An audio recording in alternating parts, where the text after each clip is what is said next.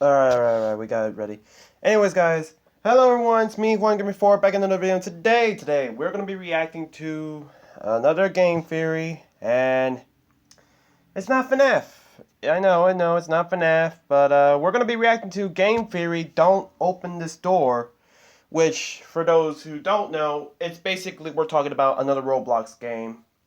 MadPad did a video, last time we reacted to a game about Roblox is, I think, Rainbow Friends. So, and I have been playing Doors. So who knows? I might make a video about that. But anyways, we're gonna react to this. All right, let's do it. Horror games we have to theorize about. Show me door number 1. Not bad. Feels a bit overplayed. Still waiting for Chapter 3's release. What about door number 2? Again, look, I promise the timeline's coming. It's just taking a bit longer than I anticipated. Spoiler alert, if your lore gets simpler, my theories get faster. Just a thought. Give me another week and we'll do it. Okay, make it a few more weeks and I'll do it. But right now, for this week, I just need something that's a little... Look, MadPad, we're sorry, but the people be demanding it, and I'm sorry, but... You're the FNAF guy. I'm sorry, bro. I'm sorry. Less complicated. Please say door number 3 has the answer. Now this I can work with. Hello, Internet. I've been jump scared so many times that didn't bother me. The show that loves the fact that both door and lore rhyme, and today we're gonna have a lot of both. I'm of course talking about the hit Roblox horror experience, Doors. Yep. It's a simple title which matches nicely with the simple premise. Each door is numbered sequentially, and your goal is to get through door number 100, hence the title. Not too hard, right? Wrong. Because while you go from room to room, you're being scared from a menagerie of evil entities that are trying to stop you from reaching that final door. Each entity's tactics range wildly. One forces you into an elaborate chase sequence, another rushes through the current area, forcing you to hide, another will lock you out or kick you out of said hiding spots, and some are just there for the good old-fashioned spooks. Oh my god! Yeah, I got scared like that.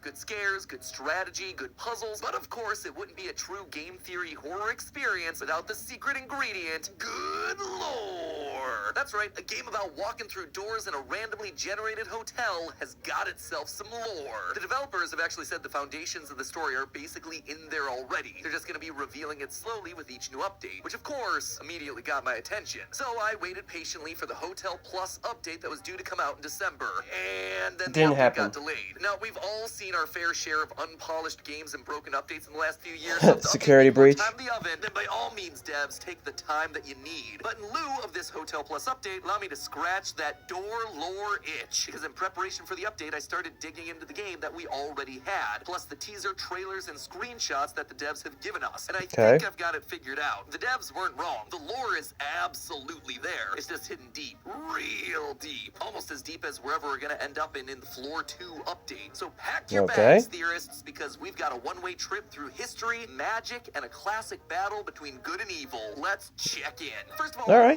are we? Obviously, it's a hotel, but it's not really normal. And I'm not talking about the randomized layout. At first glance, it might trick you into thinking it's normal, with a reception desk, bedrooms, hallways. Sure, the furniture reads a little old, probably from around the 1940s or 50s, but on the whole, it's pretty standard stuff. Sure, one of the new teased images does look a little bit strange, stone walls and big barrels, but yeah, it's most likely designed to be a wine cellar, which wouldn't be unheard of for a hotel, especially as Prohibition ended in 1933 in the US, thereby allowing establishments like hotels to serve alcohol to customers. What's really odd is the second teased image. It's a large room filled with beds from end to end. Maybe the hotel's able to offer cheaper rates if you're willing to bunk with 10 other people in the same room, except that isn't what the room's for. No. With the image, we were given its name, the infirmary. Why on earth would there be an infirmary in a hotel? I'll tell you why. It's because that's exactly what hotels were used for during the 1940s, especially during World War II. Oh, come on! I know. I should really get myself an ad blocker, but I don't know, man. I don't know. during World War II. During the war, the country was in need of more hospitals for fairly obvious reasons, but they didn't want to have to build a bunch of new hospitals that would then become useless at the end of the war. So instead, they started working with private businesses to turn their establishments into makeshift hospitals, and hotels were candidate number one for this sort of thing. They had lots of elevators to transport patients and equipment. They had lots of rooms for people to stay in. And best of all, because of the war, people weren't traveling or going on vacation, so the hotels were largely going unused. So while it seems weird to see an infirmary in a hotel, it's actually not outside the realm of possibility. That, plus the 40s style of furniture, tells us that what we're exploring here is a haunted hotel that was an active hospital during World War II. Oh, great. Given the monsters roam the hallways and the damage that we see across various rooms, and the it's monsters unlikely that are? anyone has occupied this place since. So then, why are we here now? It's not exactly the 5-star establishment anyone would be expecting for their weekend getaway. But even if we wanted to check out, we can't turn back. And I do mean that literally. If you take a look at the bridge that we crossed to get here, you'll see that it's now broken, with planks of wood just floating around in midair. Whatever's in this hotel, it doesn't want us to leave. But here's the real twist: we don't want to leave either. If you die during your playthrough, you'll be shown a death screen depending on what entity you died to. These death screens are mostly there to give us hints, telling us how to avoid dying to the same entity again. However, the way these hints are phrased can be pretty darn interesting. Most of the time it just says, you died to whatever entity, but sometimes it rephrases it slightly. You died to who you call Halt. You died to who you call Ambush. You died to who you call the Figure. These entities don't have names, or at least none that we know of. The names that we're calling them are names that have been given to them by us, something that one of the devs confirmed on Twitter. What's also interesting is that these versions of the death messages occur during your first death to these entities, which means that we already have names for them before we've ever encountered them. Apparently, we already know about them and the hotel before we've ever stepped foot in here. But oh how boy. can that be?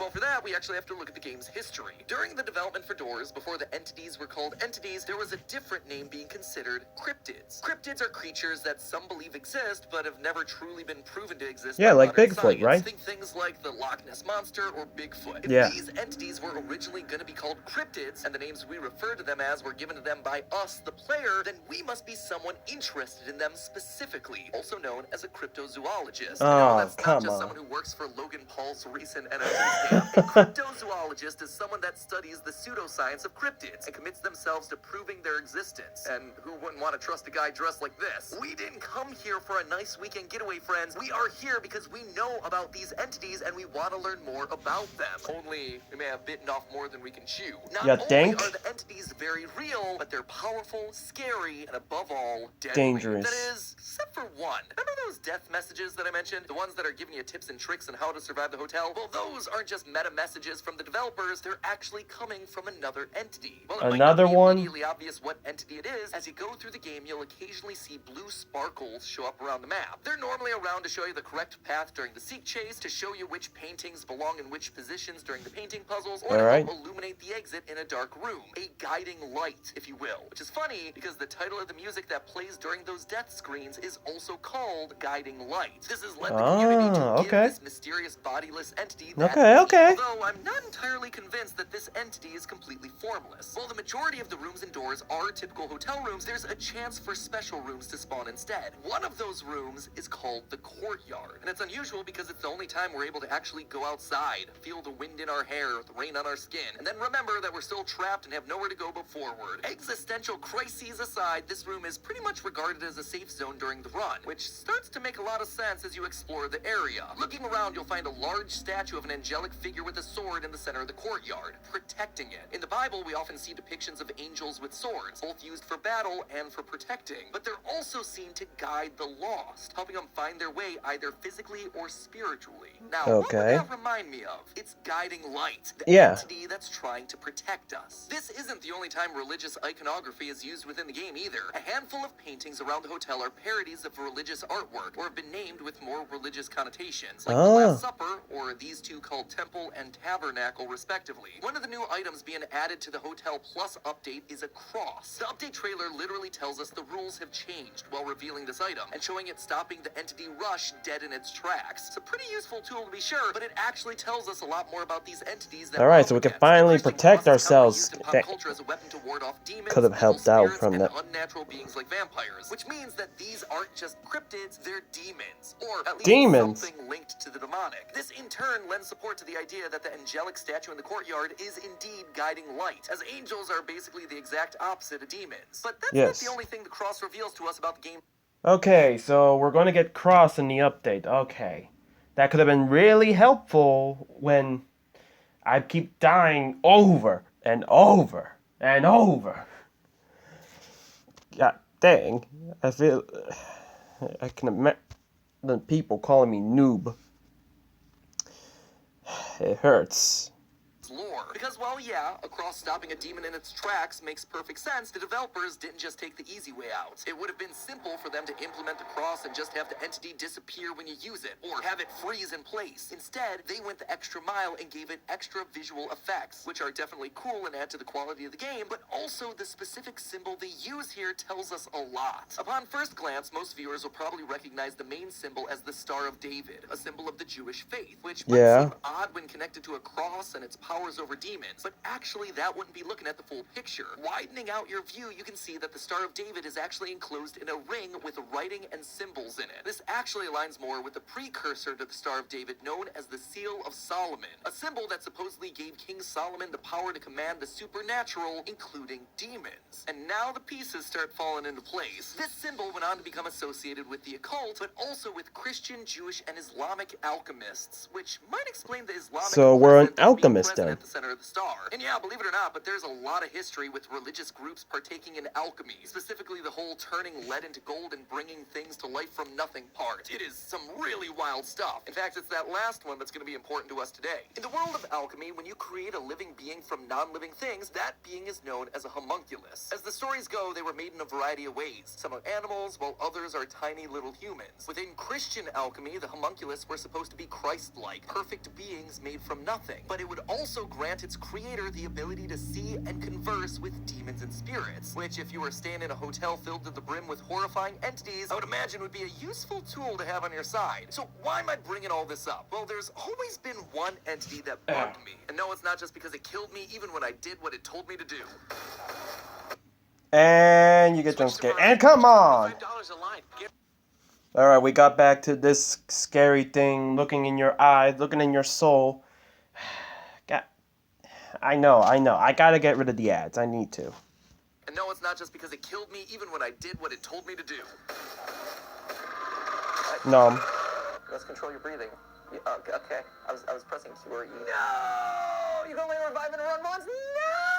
The figure always felt like the odd one out. Most of these entities are ghostly figures, black and white with overly distorted faces. Snake may appear in a human form during the chase, but it's basically a collection of eyes and black goo. But the figure, it's a humanoid monster that's covered in flesh, bones, and teeth. Thematically, the figure just doesn't feel like it belongs until you look at how a homunculus is made. One method to create a homunculus is to combine bones, skin, and hair in a bag, and then bury that bag surrounded by horse manure for 40 days. Dig it up and hooray! You got yourself one stinky bag and supposedly a living creature. Now, let's just take a look at those ingredients again. Bones and flesh. It's a perfect match for our right there. Figure. That's why this monster's different. The figure isn't a spirit or a demon like all the others. It's an actual monster created using living tissue. Imagine the scene, if you will. World War II is going on. People are being injured left, right, and center. A random hotel is transformed into a makeshift hospital in order to manage the amount of injured people throughout the city. People are dying agonizing deaths, and their angry spirits refuse to move on. Religious figures in the community, like nuns, offer to join in helping nurse these people back to health, but not everyone has good intentions. It's World War II after all. The Nazis are performing horrific experiments on the wounded. Experiments that infuse the injured, dying, and rotten flesh, bone, and hair to create new life. The figure is born from these such experiments. Meanwhile, the prayers of the religious figures don't fall on deaf ears. They pray for divine intervention. They pray for an angel to protect them. And lo and behold, their prayers get answered. The guiding light traps the demons in the hotel, mixing up the rooms randomly, turning the hotel into a labyrinth that these entities get lost within. The hotel eventually falls into silence and obscurity. Nobody left inside, nobody willing that remains are stories of strange creatures that roam the hallways. Some ghostly, some made of flesh and bone. Most people would steer clear of a place like this, but one cryptozoologist took interest and decided to make a visit to this hallowed location. Guiding Light saw us and destroyed the bridge outside, stopping us from ever leaving. Not because they want us to perish, but because they know the secrets of this place have to remain hidden. And that, my friends, is what I suspect to be the lore of Roblox Doors. Like I said at the start, this stuff was buried deep in here, but I'm really glad the developers are giving us some really interesting things to chew on, especially with all the new teased content they're releasing as part of the update. I am more excited than ever for this game. Honestly, I wouldn't be surprised if when they finally get around to releasing Floor 2, we end up seeing occult markings on the walls, the skeletons of dead clergymen, maybe even a summoning circle with a big old pile of bones in the middle. I guess we're just gonna have to wait and see. In the meantime, remember, it's all... Okay, that kind of made me flinch, okay? That kind of made me flinch. That's all you're getting from me. But, yeah. So, we're an alchemist. Interesting. But again, this is just a theory. A game theory. Thank you guys so much for watching. I know, it's been a long time since I've been reacting to a video. The house hasn't come back yet. Well, the floors are good. Bathroom's not. But I tell you, once the house is back in working order, once the house is back in working order, it's business as usual. All right, so like the videos so I know you guys enjoy. Comment down below what you want me to react to next. Kind of making a list of what I'm supposed to do once my house is back to normal. And subscribe so you guys will never miss a video. Thank you guys so much for watching. I'll see you guys next time.